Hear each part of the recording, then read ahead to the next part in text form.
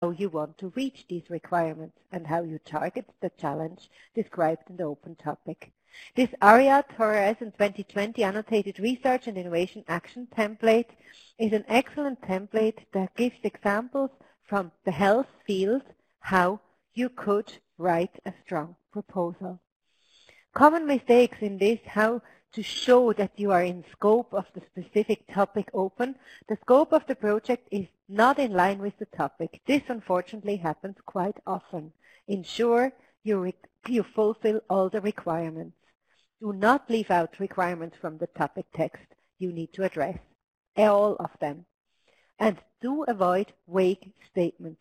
Vague statements are very difficult during an evaluation to judge whether your project really will be successful in targeting the challenge described in the topic. So avoid vagueness at all costs. Know the award criteria. Which are the award criteria for these proposals? There is 3 of them, and you need to reach a threshold in all of them. There is the excellence. There you need to reach a minimum of 3 in a full stage proposal, or a 4 in a first stage of 2-stage procedure. The maximum is always 5. On the impact, you need to reach a 3 or 4 depending on which type of project you submit. Again, the maximum score is 5. And in the second stage, or in a full stage proposal submission and 1-stage proposal submission, you have the quality and efficiency of implementation, where you need to reach a 3. This part will be explained in the 3rd chapter of this webinar. Let's have a look at these award criteria a bit more into detail. And for that, I would like to strongly advise you to download this self-evaluation form that is available online. It explains the different sub-criteria for each award criteria, meaning what are the points that need to be evaluated for each criteria, that you're aware of them and that you certainly answer them within the proposal. This is the first page of this self-evaluation form explaining the different scores for the different funding schemes. The tip is take it, download it and read it when you have written your proposal to ensure that you answer all the sub-requirements. Under excellence, you are asked to have a clear objective, a sound concept, and that the proposed methodology is credible and realistic. Further, the requirement is that the proposed work is beyond the state of the art and that you show this and demonstrate the innovation potential. Last point under the excellence criteria is the appropriate consideration of interdisciplinary approaches and, where relevant, use of stakeholder knowledge and gender dimension in research and innovation content. Regarding the gender dimension, you will hear more in the 3rd part of this webinar. Regarding the stakeholder knowledge, whenever there is any specific end user group, make sure that you have them on board and that you can show how their expertise is being brought into the project. Regarding the impact there, the extent to which the outputs of the project will contribute to each of these expected impacts mentioned in the work program under the relevant topic. What needs to be said there is this impact is not being evaluated from a scientific impact point of view as much as it's being evaluated from a societal, economical, technical impact. So all the different type of impacts your project can have outside the scientific community you're working in. Also being evaluated under this is any substantial impact not mentioned in the work program that would enhance innovation capacity, create new market opportunities, strengthen competitiveness and growth of companies, address issues related to climate change or the environment, or bring other important benefits for the society.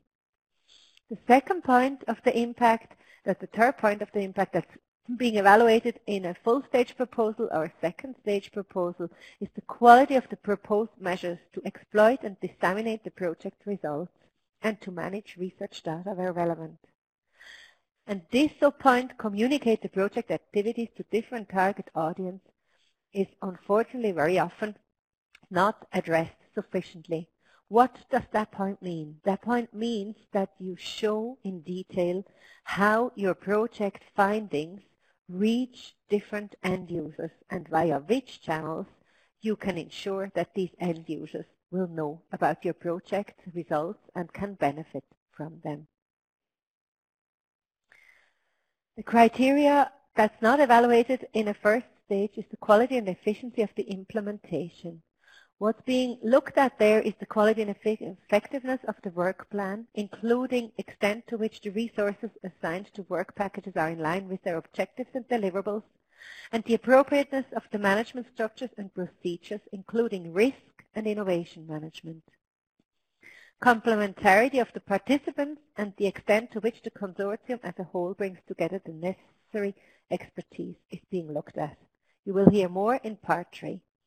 As a tip, ask a colleague not working in your field to read the proposal and comment on it based on these criteria.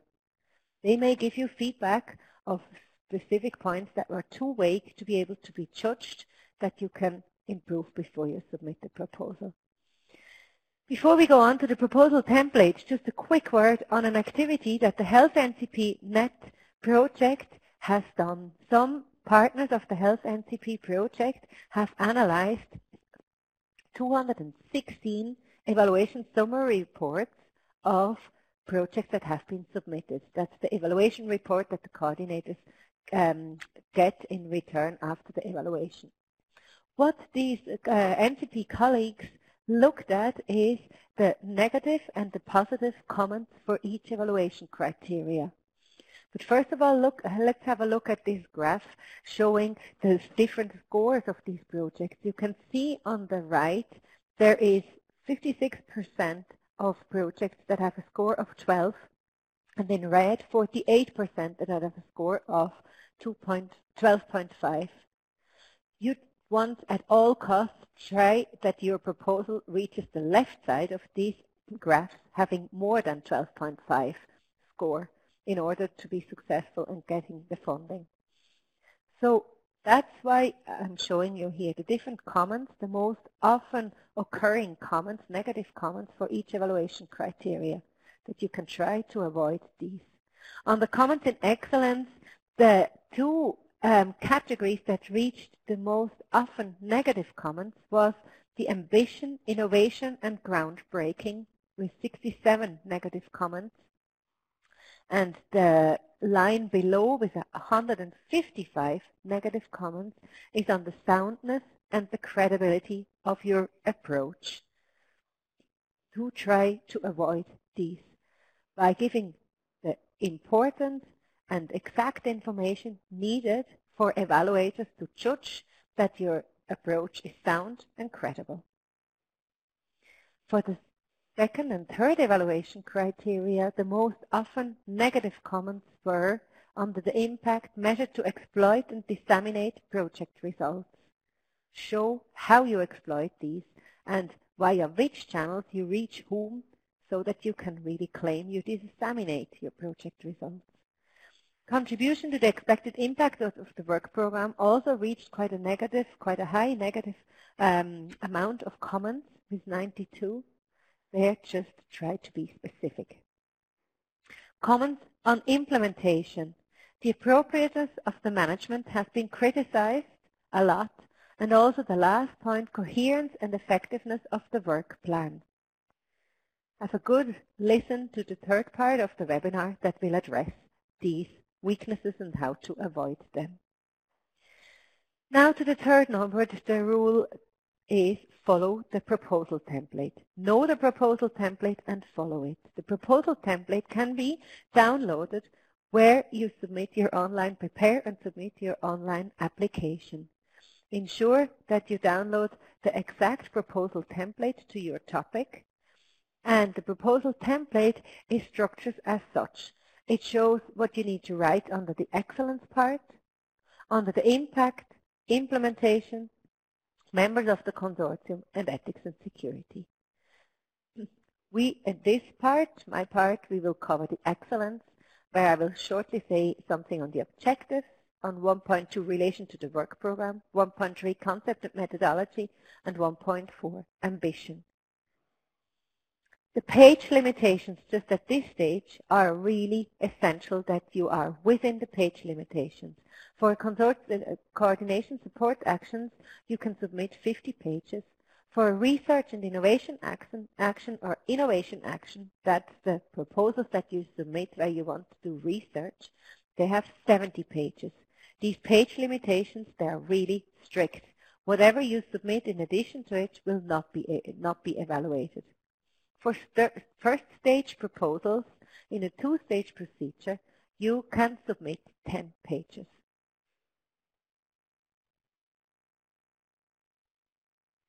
Now, under the research proposal template, the excellence part, on the 1.1, you are asked to describe the overall and specific objectives for the project, which should be clear, measurable, realistic, and achievable within the duration of the project. Very often, the objectives are nearly overambitious and, unfortunately, not illustrated in the way that they are measurable, and that weakens your submission. You have to really ensure your objectives are measurable. You have to show why they are realistic and why they are achievable within the duration of the project. On the relation to the work program, we looked at that already in the previous slides. Indicate the work program topic to which your proposal relates and explain how your proposal addresses the specific challenge and scope of that topic as set out in the work program. Avoid, for this section of the objectives, avoid too many objectives and ensure that all your objectives are measurable, quantifiable. Another weakness that often occurs is the project idea does not fully fit to the topic. And unfortunately, especially for the 10-page submission, it often happens that not enough information is provided why your project idea is realistic. Even if you can submit only a proposal of 10 pages, you need to be ensured that all the information is provided so that it can be measured whether it's a realistic approach. You need to provide the numbers and the groups that statistically it can be judged.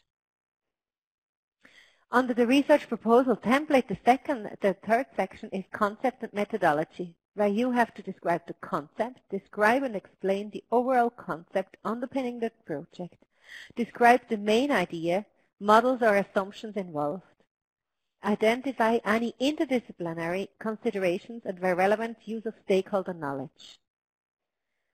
The second point you're asked to do is describe any national or international research and innovation activities which will be linked with the project, especially where the outputs from these will feed into the project. Unfortunately, this point is very often neglected in submissions.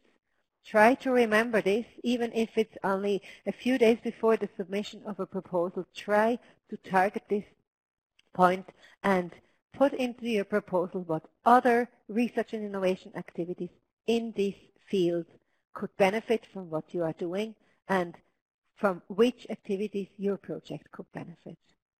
Under the methodology, describe and explain the overall methodology, distinguishing as appropriate activities indicated in the relevant section of the work program. You can refer with page numbers where you give a further or a more detailed description, but ensure that for the methodology you provide all the needed information to be able to be evaluated. Because what you need to be careful for in this section is state the novelty of the approach in the concept and underline why it's novel, what research has been done so far, and why this is the next step to take.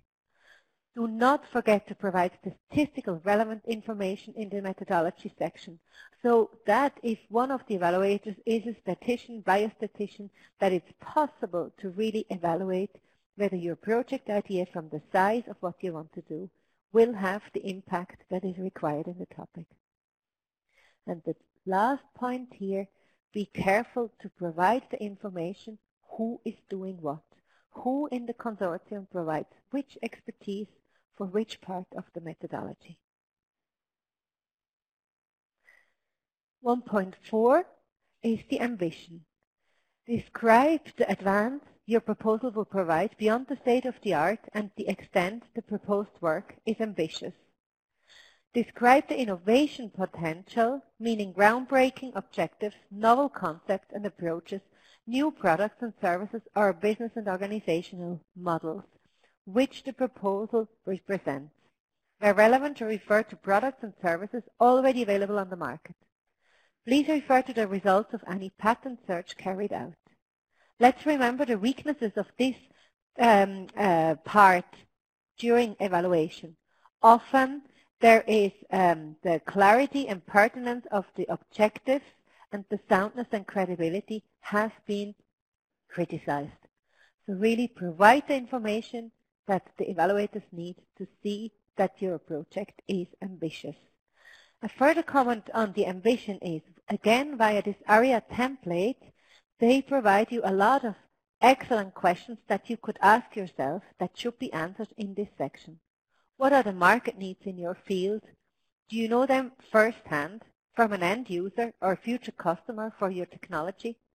If so, please have a think whether they should be in the consortium. Are they currently partially met or totally unmet? What is your ambition in terms of meeting the market needs? And so on. And you can also see they suggest to have a SWOT analysis of what is available already and what your project will improve in this regard. Be careful to mention relevant patents under the ambition. Patents are equally important to publications for this ambition part of the proposal. Ensure that you compare between what is already available as a therapy, as a service, or on the market as a technology, and what your results or findings will offer, and describe in detail in a measurable way how your findings will have advantages. And last but not least, provide a detailed description of the exploitation potential of your project results, our findings. This brings me to the end of part 1 of this webinar. Thank you for your attention. And now it's my colleague, Caterina Bonacore, from Italy that will present the impact part.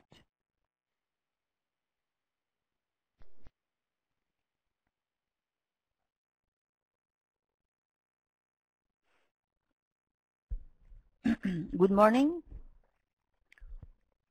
I hope my audio is fine.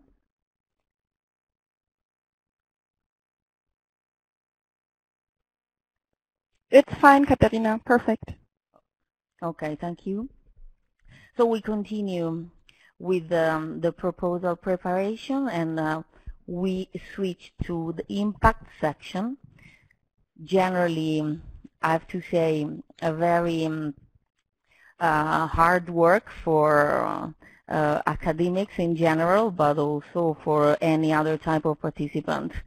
But this is as important as section 1, I have to say. So if I want to suggest you to start the work on impact, I would say use this image to start your brainstorming with your colleagues, with all your project partners.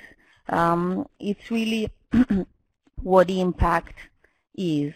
So your idea, the lamp to the left, is touching a sector probably close to you, something which for you is evident and where you work. But of course, this first impact will have a chain of impact in other dimension for other target groups.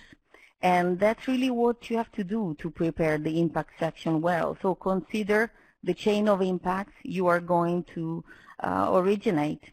I would say that generally the impact is not targeted very well in many proposals, and we will show it through some evaluation summary report. The proposal does not show all the possible impacts. So remember, all the lamps in this chain are important. And even if you don't see the last lamp, which you will have an impact on, you have to mention also that part in the description of the impact of your project idea. This is very important to have a satisfactory performance in this case. So again, second criteria, you have to score 5 also here to really get the project to a high score. This is also from an analysis that European Commission performed in the very beginning of Horizon 2020, and I want to really focus your attention on these few comments. Keep them in mind because that's what you have to work on in your proposal. So you see impact, exploitation, and dissemination. These 3 are very, very crucial part of this section, and you will see that the comments always talk about unclear concept, unclear added value, impact on EU level is questionable, not clear, repetition of intentions. On the exploitation, we see less comments because this is probably a part that is not always present in all the proposal. But we talk about mission and market for planned spin-off is not described. Management of IPR should be described in more detail. IP issues insufficiently addressed. Exploitation issues are lacking. So you don't want to see these comments, and we have to react on this in the proposal preparation. On the dissemination plan, these comments are showing that we do need a dissemination plan. We do need to include the dissemination plan draft in the original proposal, and you see that all the comments are on the dissemination plan, which is not innovative, too traditional, too generic, impact, target group, and user are missing, too little attention on interaction with stakeholders. So not only target group, but stakeholders should be in your proposal. So all those actors which are around your proposal, and you will need them to engage society in what you're doing. So you see all these comments. This is really what you have to take care of while preparing the impact section. So the content about this presentation, I also will refer to the template. So we always work on the template, and we will use some comments deriving from evaluation summary report we have been reading in these years. A definition of impact, a bit of theory. It's important, I think, to talk about theory in these situations because, of course, we want to show a demonstrable contribution that excellent research makes to society and the economy. This can involve, as you can read, academic impact, economic and societal impact, or both. There are definitions of academic impact, economic and social impact, and it's important that you mention benefits to individuals, but also to organizations and or to nations. So the focus on the impact you want to show goes from very specific to the person to big organization or eventually nations. The 3 dimension we want to suggest you work on is this, instrumental. With your research, you will be influencing the development of policy, sometimes practice or service provision. You will probably shape legislation or will give an input to this. You will change the behavior of people of certain sector. The impact can be also conceptual, contributing to the understanding of policy issues or reframing some debates which in society are coming up. That's a big role your project has. Capacity building through technical and personal skill development. So this is also a dimension we suggest you to consider. Also to give some ideas on how you want to brainstorm on this section. What do you have to tackle?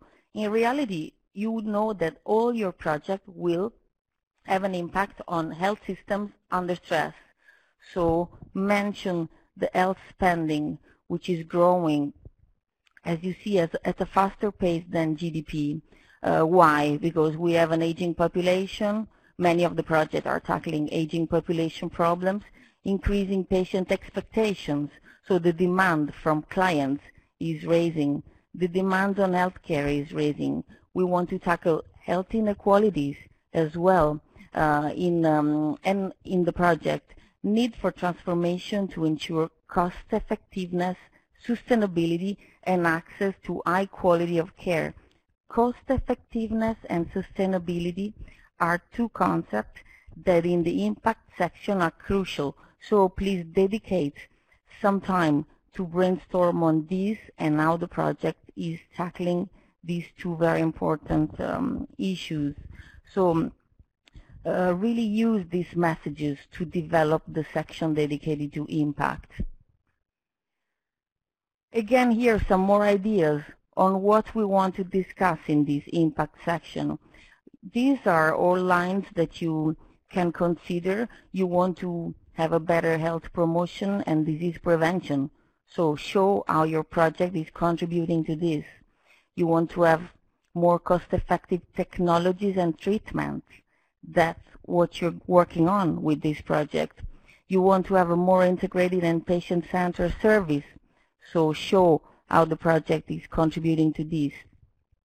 You will tackle also diverse and skilled health workforce. So you will have an impact also on the health workforce with your research project. So mention all these ideas, and for each of these, try to identify with your colleagues your target users. Who are the people who will be touched by these ideas? Again, this is the template, so I guess you know it very well. Yeah, this is moving. Expected impact, measure to maximize impact, divided into two sections, dissemination and communication activities.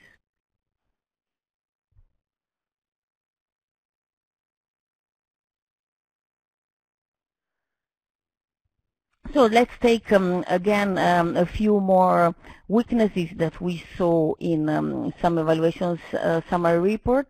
You see that dissemination strategy, a clear targeted strategy to reach different stakeholders is not well mentioned. Here we have a new concept, performance indicators for dissemination. So there is no good dissemination strategy without choosing performance indicators. So it's very crucial to choose your performance indicators. Another nice concept that in the impact section should be mentioned is replicability. Ability to effectively replicate the concept and technology throughout Europe is not evident. So in this case, the impact you can have not only in one country but in several countries is not well explained. So this becomes a weakness.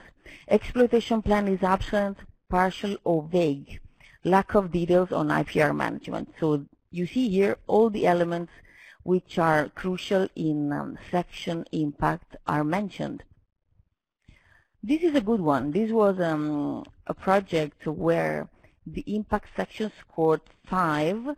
The evaluation summary report is very synthetic, but you see that the project, the results will underpin socioeconomic programs. Example, access to appropriate care, social and health insurance, retirement age at national and EU level. The project will promote innovation capacity and integration of new knowledge as it brings together a wide range of stakeholders. And here you see the stakeholder mentioned, the researchers from different disciplines, policymakers, healthcare professionals, social agents, and enterprises, among others. So the project has probably chosen to target a wide range of stakeholders. So let's go to the template. 2.1, expected impact. What do you do here? You just take the topic of your in the work program, and you see it with the blue frame.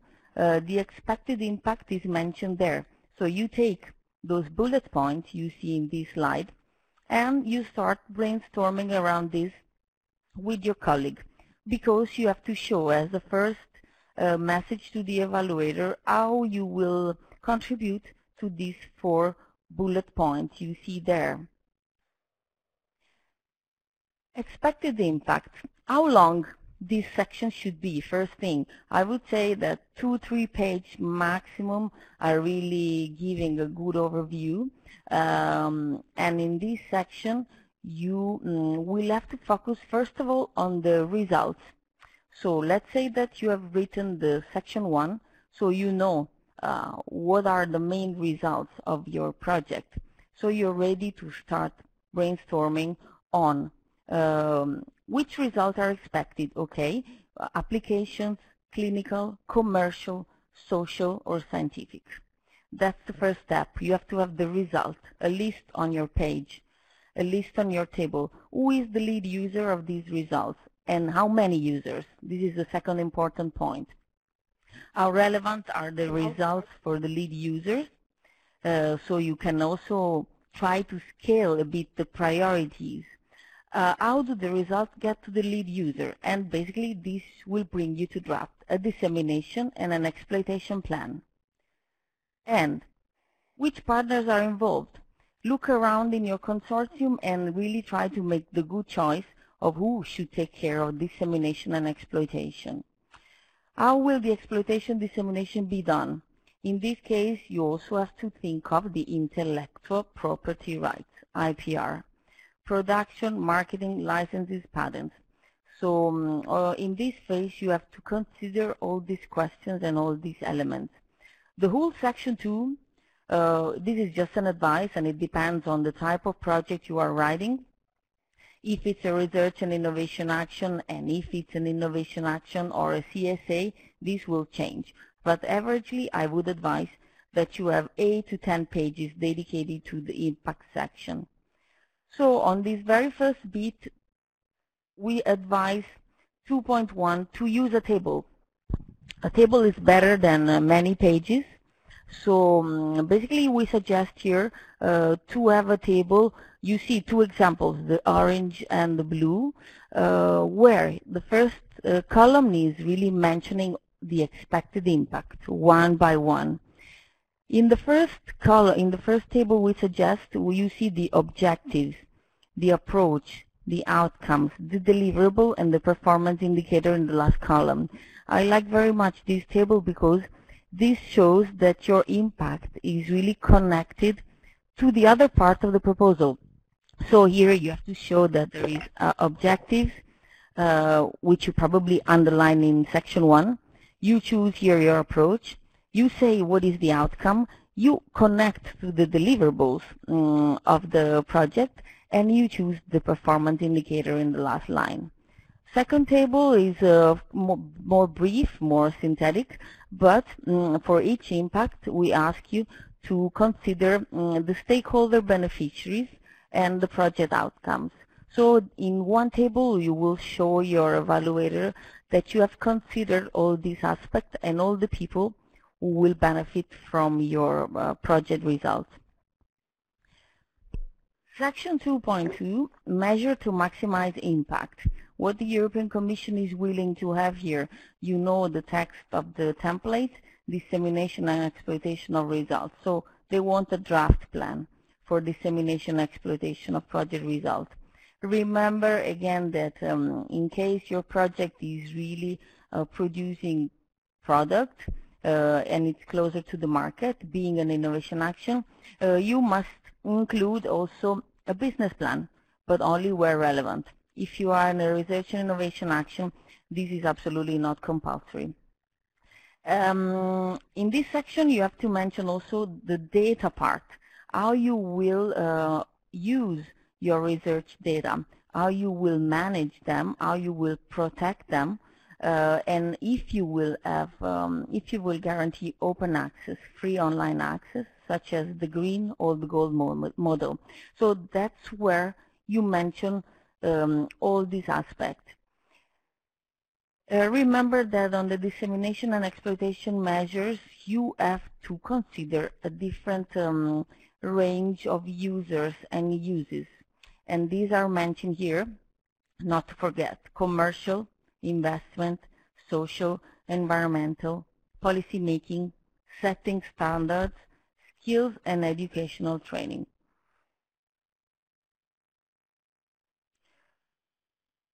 In this section, you should also consider if you want to be credible, if you want to score more points, I would say, in terms of marks, you have to consider the barriers and the obstacles, or any framework conditions, such as regulation and standards. In the health field, is very possible. You must consider regulations and standards that are there, and you have to know how to basically align your product or your new therapies to these regulation and standards. This should not include any risk factor concerning implementation, because here we are in the section impact. So in the section dedicated to implementation, the next one, you will cover other type of risk factors for the project.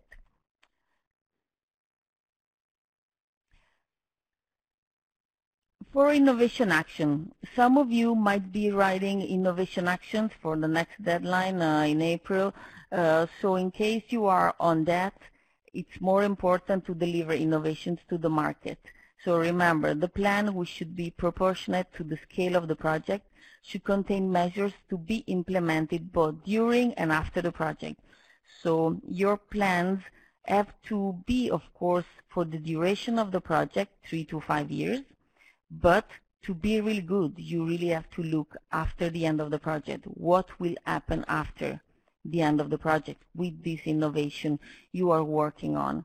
And remember that the innovation has different dimensions to be considered. Technical, market, organizational issues to be addressed. So these three words in red are worth taking into consideration. So last part of the communication of the impact section, part 2.2, communication activities.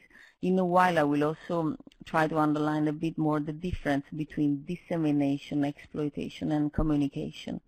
Communication measures are used to promote the project and its findings during the period of the grant. Measures should be proportionate to the scale of the project with clear objectives. They should be tailored to the needs of various audiences, again, including groups beyond the project's own community. This is important. You have to go out of the circle of the normal users of the project with the communication activities. Two keywords, again, public societal engagement. This is very important. It's gaining more and more importance in the research and innovation proposal. You should engage also society for your project implementation. If you want to prepare a table concerning your project and these three types of activities, I would say that the communication is starting day 0 of the project, because you already start engaging, communicating what you're doing outside. Dissemination, which is dealing more with scientific results, project results, can start a bit later, of course. Exploitation, of course, you can really start to work on it after, I would say, 1/3 of the project life. Katerina? Yes? 20 minutes are over. I just wanted to let you know. I have 5 minutes more. Dissemination, here the distinction of shared science. Exploitation is really exploiting what you produce in the project, and communication is there to engage and increase visibility of your project. Again, dissemination. So think about articles in peer-reviewed journal, papers presented at scientific conferences, while communication is really for a multitude of audiences, including the media and the public, press releases, local workshops, a lot of social media, toolkit, brochure presentation. You see Facebook, YouTube, Twitter. These are very well used now in the dissemination and communication plans. This is a tip. Get a dissemination and exploitation as own work package. And when you will draft the dissemination plan in the proposal phase, you have to answer this question: to whom, why, how, and when. A bit of input on the target group. Remember that you will have to tackle different target groups. Do you see in the middle the red circle? It's a circle of your project, but there is more always.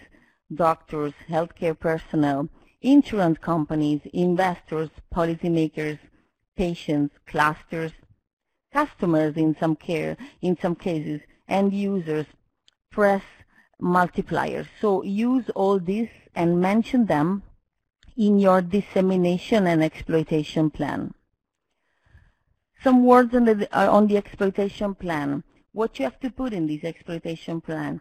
The project exploitable assets. The main exploitable route for the consortium as a whole, for specific groups of partners, sharing similar interests, orientation as well as for each partner separately. So there are two dimensions in the exploitation. You can exploit all together, and so think about this, or you can exploit individually. Each partner can have a role in this.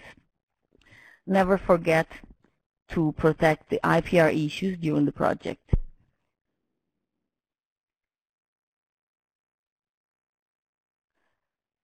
On IPR issues, innovation, this dimension can be also dealt with in the project with an innovation management structure.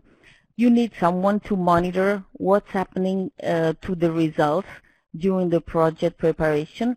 So I would say that in some cases, getting a work package dedicated to innovation management or even a task and someone really taking care of this can help the project to really follow the exploitation very well.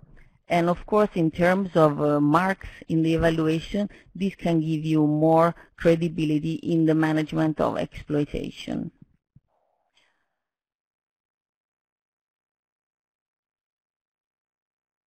So just to finish this section, remember that even if you will have problems in drafting this section 2.2, there can be commercial partners involved, SMEs who should get involved very early. So you don't have to really focus the dissemination and exploitation on partners who cannot deal with it, but really do it with the right beneficiaries in your proposal. For research and innovation action, project will most likely not cover demonstration or market replication activities, but still they have to see the full picture. Think about the final commercialization, even as a vision, also outside the project duration. This will reinforce your project exploitation and dissemination part. Before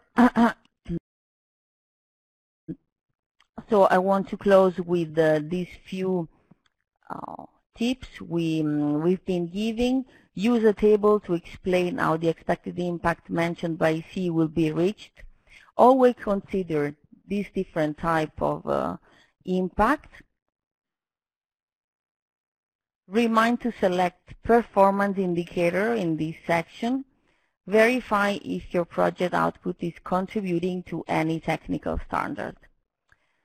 And on open access, I just mentioned that of course you have to make a choice and you have to show that your project will contribute to open access and to the sharing of your result, but there are also some misconceptions you want to avoid. So it doesn't mean you are obliged to publish results. Open access becomes an issue only if publication is elected as a mean of dissemination. Open access does not interfere with the decision to exploit research results commercially, remember. Also, if you want to patent, you can still have an open access option. And we also leave you with a few links which are related to the communication and exploitation and dissemination guidelines from European Commission, an address where DG Research is dealing with communication, because you can also publish your project results mentioning European Commission services, and then Cordis, where you find all the projects which have been funded. Then I will hand the word to my colleague Astrid Ubers for Section 3 implementation. Thank you.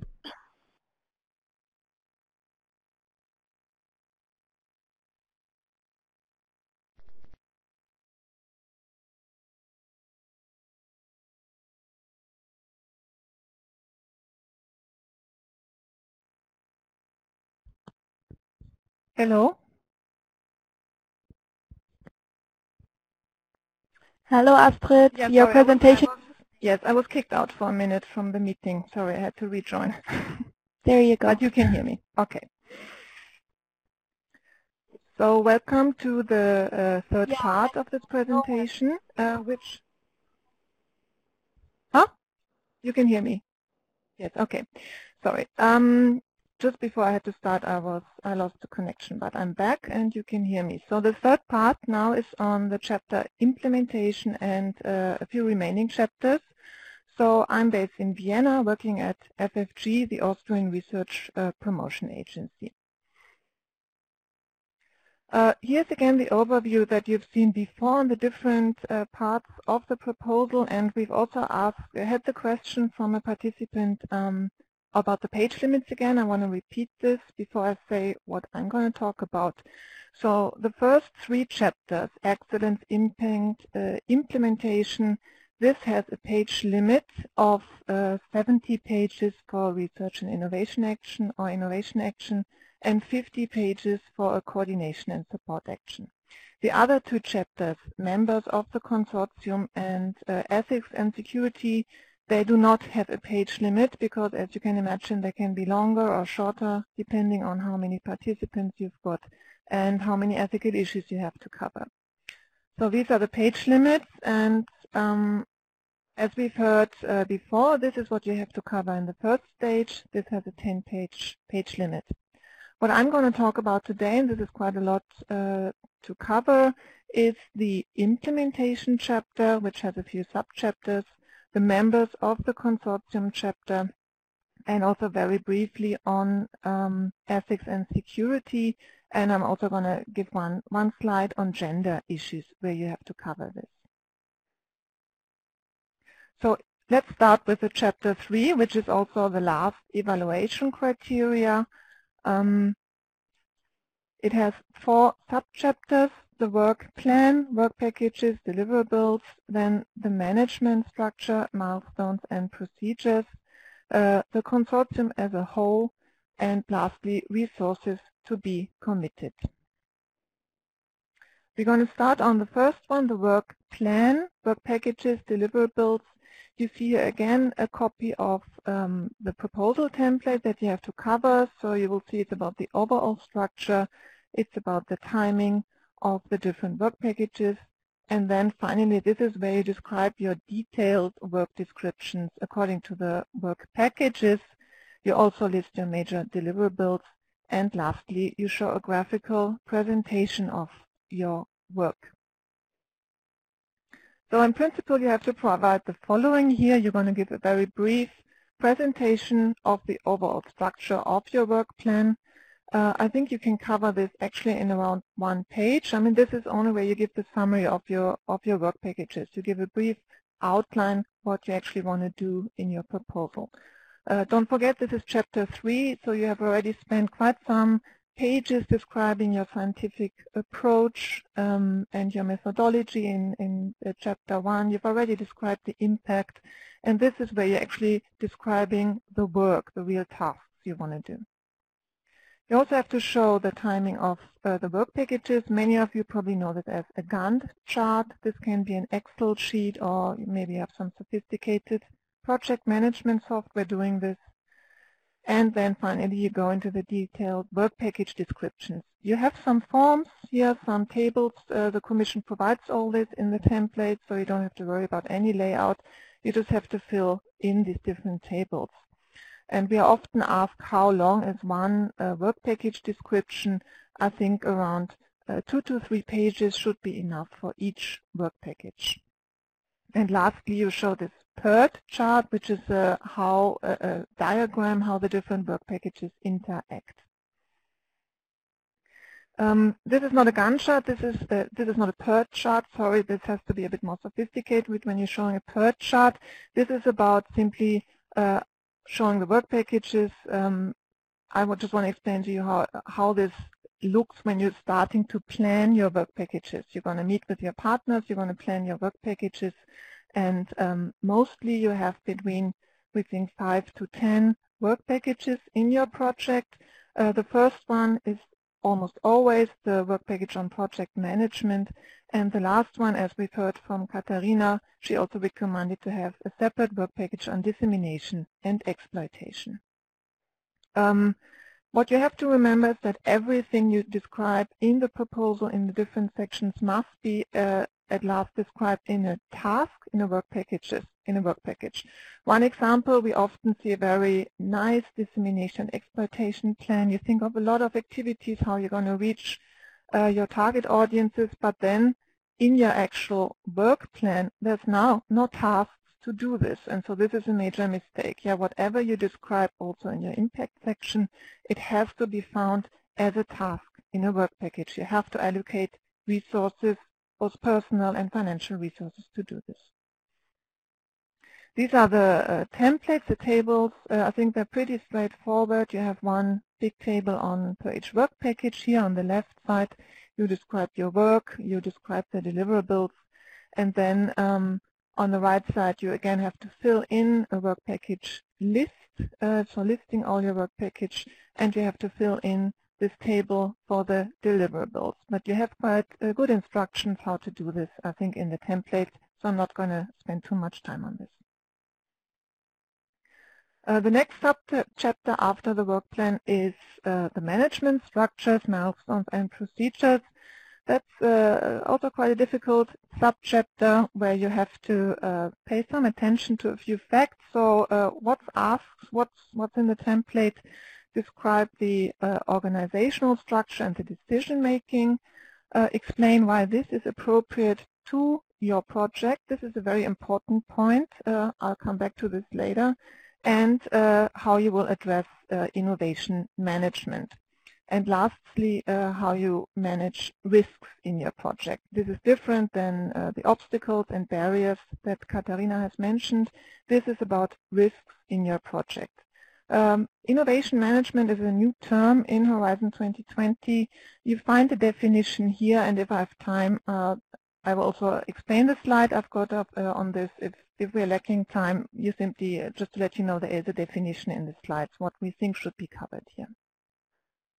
So what you actually have to describe based on these templates, you have to show the management structure, so the governance of your project, so an organigram of some sort. You have to describe the decision making, and on these first 2 points, I just immediately want to give you a tip. You know that you might know that if you get funded, you have to do a consortium agreement within your consortium that's independent of the grant agreement with the Commission.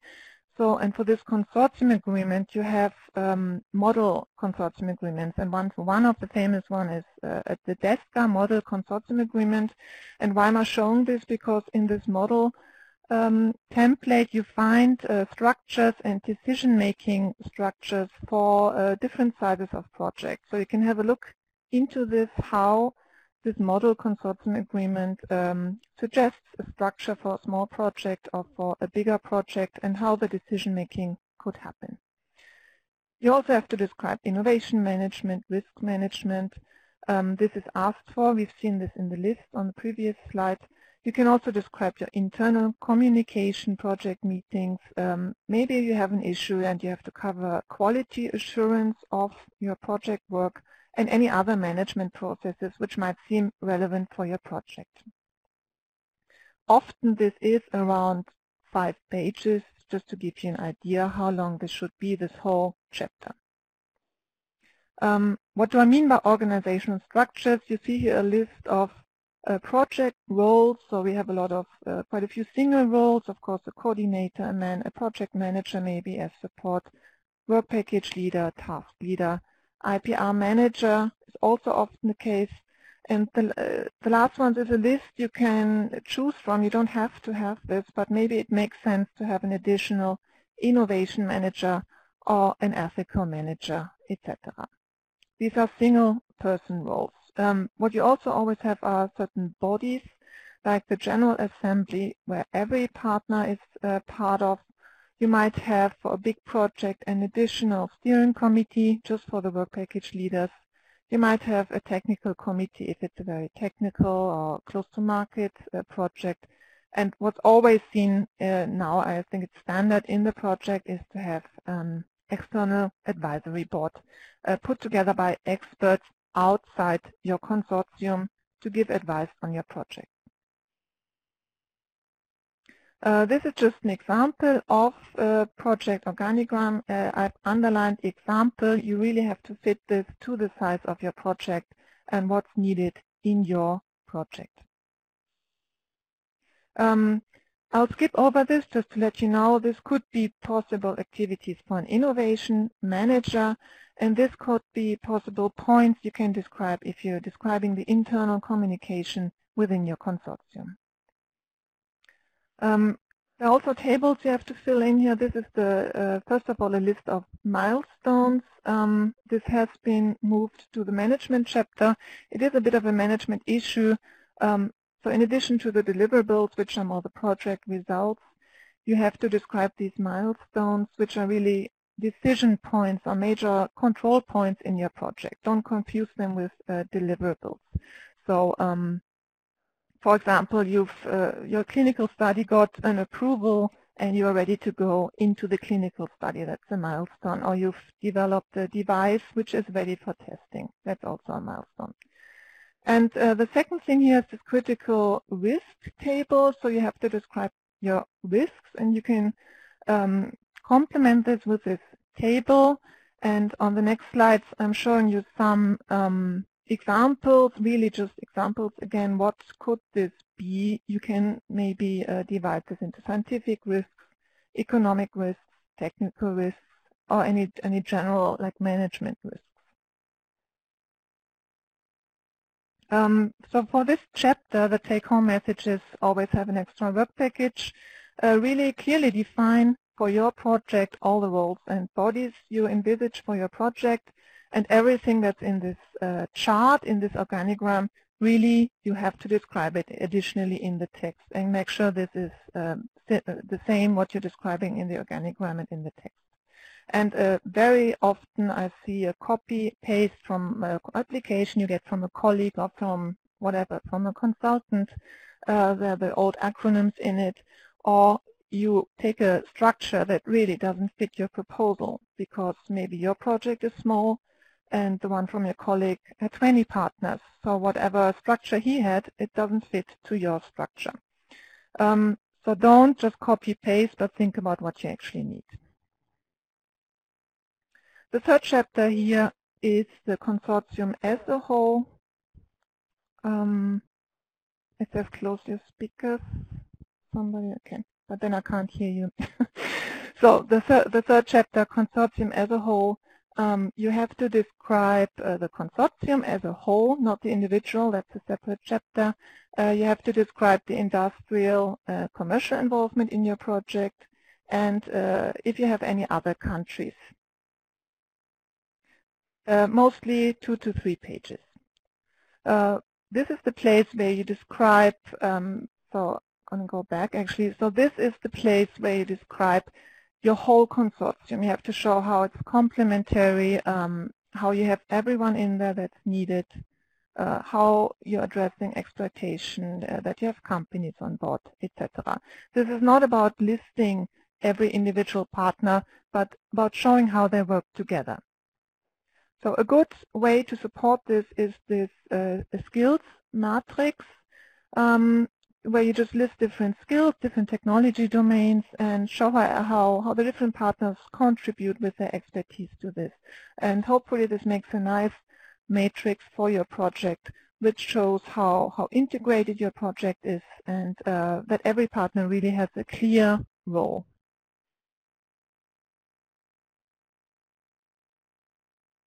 And the last chapter in this is resources to be committed.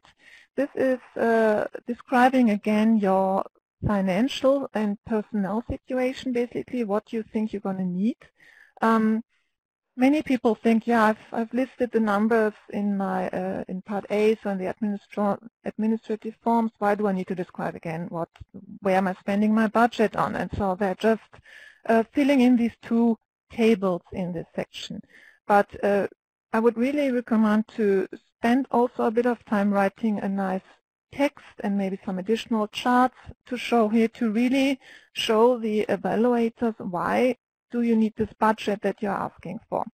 And think about, is there anything in the budget that looks a bit strange? For example, lots of money goes to one country, or lots of money goes to subcontracting, or to a coordinator receives 70%.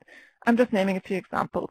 And so whatever you think is a bit out of routine, really explain why this is the case, or justify your budget. The two tables you have to show is, first of all, the summary of staff effort, where you're describing how many person months, so how much time will everybody work on these different work packages. And this table is also quite important. You can read quite a lot out of this table of how well connected your work is, and if you have partners who won't really know what they're going to do in the proposals, and so on. So make sure that this is all very nicely filled in. And the second table is this table, other direct cost items. In theory, you only have to fill this in when you have more than 15% of your personnel costs of your budget exceeds 15% of the personnel costs. If you have a lot on travel or equipment or goods and services, sorry, you have to fill this in. But we recommend to fill this in even if you have less than these 15%, because I think it's a nice table. It gives a good overview for each participant, what they're spending their money on, and just is a good listing, I think, to get a good overview. This is just examples of, as I said, write some text, write some additional charts, whatever you can think of, for example, to show how much goes into research, into management, into other costs, etc. To sum up this chapter 3, implementation, Sasha has already mentioned this analysis we did within the Health NCP project. We looked at over 200 proposals and evaluated the evaluation summary reports. And I think what's very interesting to see, because we're talking about the implementation, you see here on this chart that it gets always the lowest scores in the proposal. So if you compare them to the excellence score and to the impact score, it's always the lowest. And that's quite a pity, because I think it's not such a complicated chapter to write, and it's really unnecessary points that are being lost here. And I think it's relatively straightforward to make a good case here in the implementation section. We've heard this before, appropriateness of the management, so the management structure itself, how it fits to the project, and also the work plan, the actual description of the work. These are the 2 points that get the most negative comments in the evaluation reports. So first, how is the work described? Is this done in a good way? And how's the management structure? Whereas the participant description doesn't get so often negative points or negative remarks. So this is always often very well evaluated. So this was the chapter 3. So now we are leaving the page limit, and we are moving into section 4, members of the consortium, where you have to describe your participants individually, and also if you have any third parties in your proposal. This is a completely separate subject, so if you have any linked third parties or subcontracting or something like this, you have to describe it here. So how do you approach this for each participant? You should describe this for each one separately, and I think it's an easy list. So first you should describe the overall legal entity, for example, the whole university, and then the main tasks this organization has.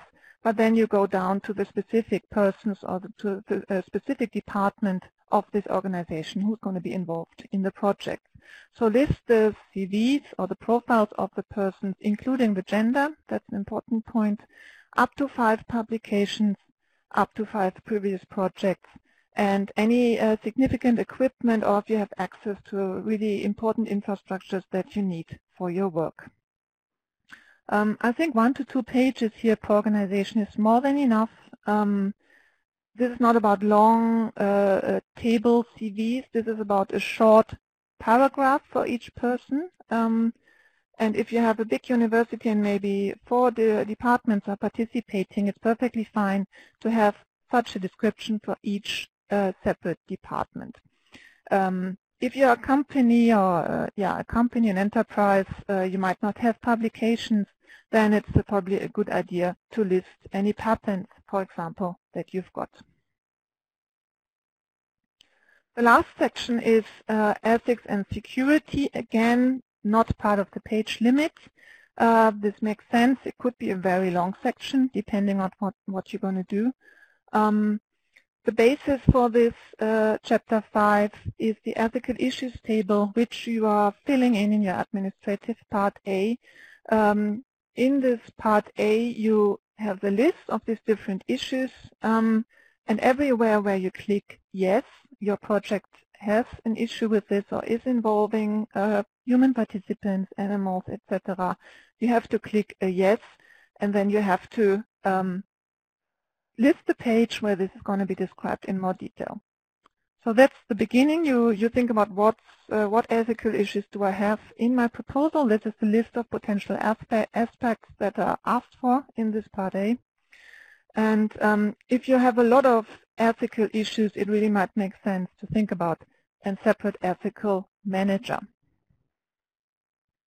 If you have issues there where you said, yes, I do have an issue, then you have to describe it in this chapter 5.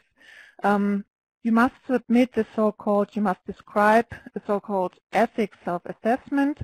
There's very good guidelines on this, but there's no template for this, how to write it. Yeah, you just have to write whatever issues you've got, describe how your proposal meets any national and legal requirements, and how you intend to address these issues. And then you can also scan in any documents that you already have. For example, copies of your approvals, informed consent, information sheets, etc. There's a very good guidance how to complete this ethics self-assessment, and I don't want you to worry if you think, oh, I might not have this document or I've missed something in the ethics section. It's important to make this as good as possible, because this is something the evaluators look at, but it's not evaluated as such, and I've never seen a proposal fail because of ethics. Whatever is missing, you can then hand this in during your grant negotiations. But still, to give a good impression, please try to address this as good as possible. The last thing is the gender in your application. You might wonder, where is the gender chapter? There used to be one in old programs, but not in Horizon 2020. There's no separate chapter. It is integrated in 2 parts. First of all, in section 1.3, under concept and methodology, it says where relevant, include sex and/or gender analysis should be taken into account. So, for example, you're doing a clinical trial on men and women, or you're working on heart disease. Of course, you have to describe that this has a different effect in women or men. Yeah, for example. So this is about the content. And then in section 4.1, participants, you have to list the gender of the people you are describing there. I'm not going to read every lesson learned. This is evaluators' comments that we've extracted from evaluation summary reports, just to show you what kind of feedback you sometimes get here. And they really look into detail. For example, imbalance in the allocation of resources in these work packages, dominated by single partners, or some of the key tasks are not described in enough detail, etc. But you're gonna get the slides. You can look at these in more detail. Since we have a lot of questions, I'm going to come to the end of my presentation so that we can also take a few more questions. Lastly, I just want to give you the links to the documents we've mentioned, the proposal template and the self-evaluation form. And I want to remind you again to everybody who's listening, how do you find your local national health NCP to ask questions, to give you advice on your proposal. You have two options. You can go to our project website, the Health NCP.net, and you find an interactive map with the NCPs in your country, or you use the Commission site, which also has a section for support, and where you can, for each country, choose the country and choose the function, so Health NCP, for example, and that's, for example, then showing my name, and you can contact me. This sends me then an email. So this is the end of my presentation, and I see we've got a lot of questions. I have to get an overview of what's being answered already or not. So for now, I hand over to Alena briefly. Yes, thank you very much, Astrid, and to the other presenters for these very great presentations. And yeah, you are right, we have a lot of questions, but a lot of them have already been answered. So let's see, there is still one question. One participant was asking, I'm quite confused as I got a new template with different subsections. Is this template good or not? You need to download the, oh, there's already the answer actually. And okay, this sounds like maybe it's the one for the SME instrument, which we're not talking about today. Yeah, so you really have to look what you're applying for, and we are talking about mainly collaborative projects within the health program today. And this looks to me like a proposal template for an SME instrument, which we're actually not covering today. Okay, perfect. Thank you, Astrid. Another question. For implementation, if we have experts in the advisory board, should they be included as partner organizations? Should they be included in the partners list in the Form A without requesting EU so I'm funding? also going to take this one. No, these are not part of your consortium, so you're not listing them in the partner list or in your consortium sections. You're only listing them in the management section when you're describing your management structure, and you say, this is my external advisory board.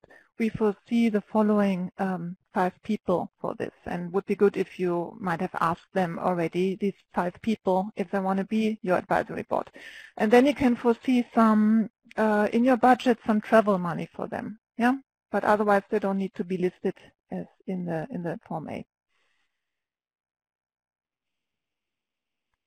Okay, thank you. Then one participant was asking, could you please give us an example of innovation management? An example, I mean, I have a slide. I'm just trying to open it. This is something, especially when you are, maybe have companies on board and you're close to the market. Okay, hope you can still hear me.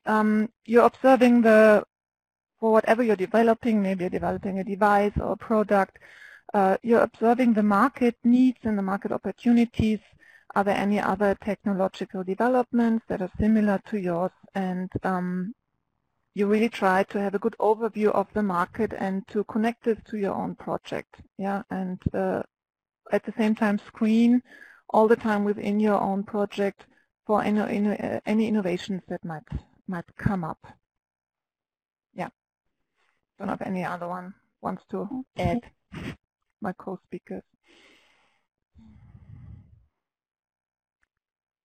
Seems not. Could you then, or one of you, give a, define the difference between a contractor and a subcontractor?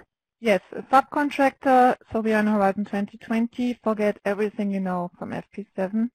So any small services like catering or have your web page developed, small parts, so this is all contracting now. Subcontracting is really only for tasks. So if you have a whole task, for example, you are doing an assay analysis of 500 samples as a task in your work package, you can, and you want to give this to someone external, to a subcontractor, then that's subcontracting. Yeah, but not small services. This is all contracting now. Okay, let's see. A lot of questions. Yeah. Regarding the UK participation, is this okay in the current climate to have the UK as leader of the project? Who wants to take this? Yeah, I can take this. I presume we are talking here about the proposals with deadlines in April, which is after the Brexit decision, which is end of March. So I would advise there that the UK partner is, in addition to the minimum rule of 3 members from 3 partners from 3 different EU countries or associated countries.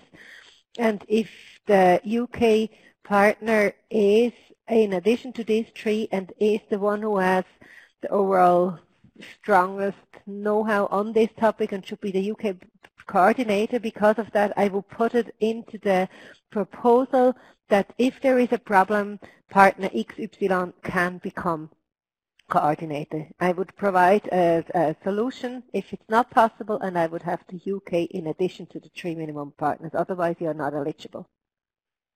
Does one of my colleagues want to add something? Everything was fine. Okay. Thank you. Next question. If external advisory board members will not become partners of the consortium, how to plan budget for them? Well, you just include some travel budget. Like if you are coordinating, you have some travel budget reserved for the external advisory board. Okay. I'm not sure about the I'm not next. sure I I'm understand also not sure I understand this question. Support structures to the implementation can go in the description profiles. I'm not sure I know what's meant. Maybe this person can rephrase the question. Yeah, maybe the writer of this question can specify, please, and we will continue with the next question. Would it be good to have a practical example of innovation management? Would it be good to have a practical example of what innovation management is and what an innovation manager would do in a specific project? Well, I've tried to explain it. I really don't have much more to add. There is a definition of innovation management in the template. I've tried to give you some examples on the slides what an innovation manager could do. And maybe in the brochures of the IPR help desk, if we've provided you the link, you'll find some more examples on this. Okay, thank you. Do you know which is usually the discipline of the evaluators for projects on RIA transformation and societal changes? So what are the backgrounds of the evaluators? I can take this, Astrid, if you like, or do you want to take it? Please. No, yes, please. So there is always between 4 and 6 evaluators, depending on the topic. They all evaluate all the proposals submitted to one specific topic. When you read the topic descriptions in the work program, you can see quickly what kind of expertise is required for this topic, and that's also the type of expertise that is sought in the evaluators. So for example, if there is development of a new therapy for I don't know, for chronic disease in the aging, there will be an evaluator with ethical know-how. There will be one evaluator with clinical know-how. There will be certainly one expert on cancer. So the different aspects that are being required in the topic, based on that, the evaluators will be selected. It's also, if you see that there is the innovation potential is quite strong, there will certainly be someone looking at the project that is from industry. So that's why when you have an innovation manager in a project that should bring something close to the market, this evaluator will specifically look at the aspects of the commercialization, for example. Okay, thank you. Our second last question. Is there a platform or a portal where participants can seek to find partners for their projects? So the new thing is that on the participant portal, if you go to the call topic that you're interested in, there's at the end find partners. So you can both you can register yourself on the participant portal and describe your expertise, or if you want to stay in the background and have a more passive approach, you can screen who has registered there and who's interested in this topic. So that's we used to have our own health portal, but that's finished. So now for health, everything is running through the participant portal. Okay. But I would add also, this is Katerina, to Simon Funnel, that if you want to network, get new contacts, you can always refer either to your national contact point to basically talk about what you want to offer and what you're looking for, because the national contact point are using a forum where we exchange generally call for interest to connect our national partners, so this is also an option. And you might come to the brokerage event that the Health National Contact Point are organizing 3rd and 4th of July 2019 in Brussels. So you will hear more through the website of Health National Contact Point 2.0. So that's also another way to network. Okay. And we have another UK question. One participant has 5 UK partners. Should he or she address this in a table of risk for implementation? I don't know if we all agree. I personally would say no. If you're applying now in April, this will anyways have clarified itself, hopefully, by the time you get your result, if the UK, what the solution is, if they're leaving with a deal or no deal. And then I think this is the same for all problems that are involving, for all projects that are involving UK partners. I personally think it's not a specific risk, but I don't know what the others think. I agree with what Astrid said, just in addition to what I already mentioned. Ensure that you are within the minimum rule of having enough other partners. Yes. You need 3 from 3 different countries. And 5 partners is a lot anyway from one country. The consortium should be quite a European approach, and not one country should be in the strong lead, but that of course depends on how many other partners you have. Yep. Yeah, and make sure that your UK partners are well connected with their services in the government. There is also the national contact point in UK. It's very important that they are very well informed about the procedure to follow to get the governmental support, financially speaking. So yeah, make sure that they know what the procedure is.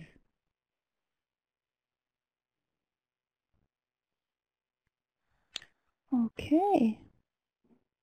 I think there are no questions left.